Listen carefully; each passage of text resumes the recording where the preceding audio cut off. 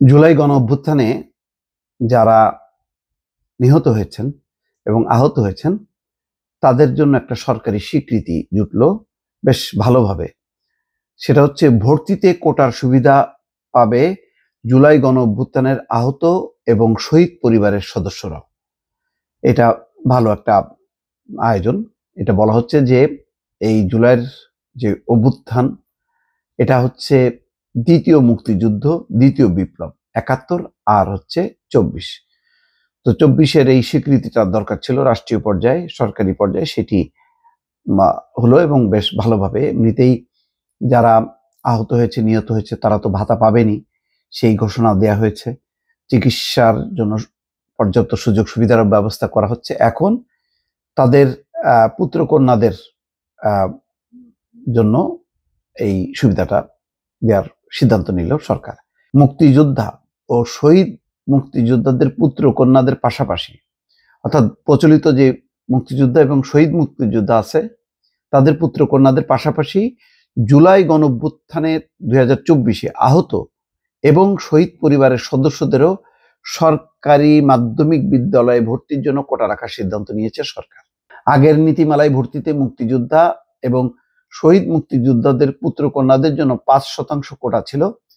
এখন এই ৫%-এর মধ্যে জুলাই গণঅভ্যুত্থান ২০২৪-এ আহত এবং শহীদ পরিবারের সদস্যরা যুক্ত হবেন, অর্থাৎ ওই ৫%-এর মধ্যে তারাও যুক্ত হবেন। আসলে ৭১-এর যেই মুক্তিযোদ্ধা বা শহীদ মুক্তিযোদ্ধা সেই পরিবারের সন্তানদের সংখ্যা আসলে নেই, তাদের হয়তো নাতিপুতি থাকতে পারে। তো সেই নাতিপুতি নিয়ে তো ব্যাপক একটা ঘটনা ঘটলো, যার কারণেই রাজনৈতিক একটা পট পরিবর্তনের একটা প্রেক্ষাপট তৈরি হলো।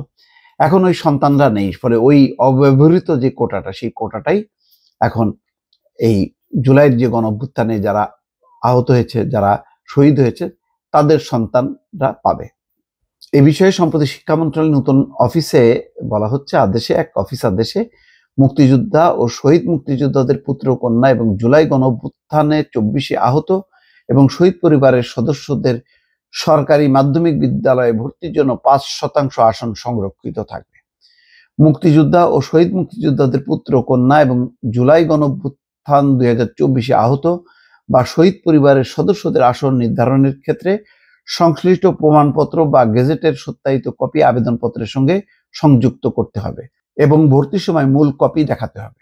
এক্ষেত্রে সংশ্লিষ্ট ব্যক্তির মুক্তিযুদ্ধ বিষয়ক মন্ত্রণালয় থেকে ইস্যু করা মুক্তিযোদ্ধা সনদ বা জুলাই গণঅভ্যুত্থান ২০২৪-এ শহীদদের গেজেট যথাযথভাবে যাচাই করে ভর্তি কার্যক্রম সম্পন্ন করতে হবে। তবে মুক্তিযোদ্ধা ও শহীদ মুক্তিযোদ্ধাদের পুত্র কন্যা এবং জুলাই গণঅভ্যুত্থান ২০২৪-এ আহত এবং শহীদ সদস্যদের পাওয়া না গেলে মেধা তালিকা থেকে এই আসন ভর্তি করা হবে। কোনো অবস্থায় আসন শূন্য রাখা যাবে না, যাতে অন্য কেউ দুর্নীতির সুযোগ না পায়। এটা ভালো সিদ্ধান্ত হয়েছে এবং এক ধরনের স্বীকৃতি, এটা দরকার ছিল। দর্শক ভালো থাকবেন, আল্লাহ হাফেজ।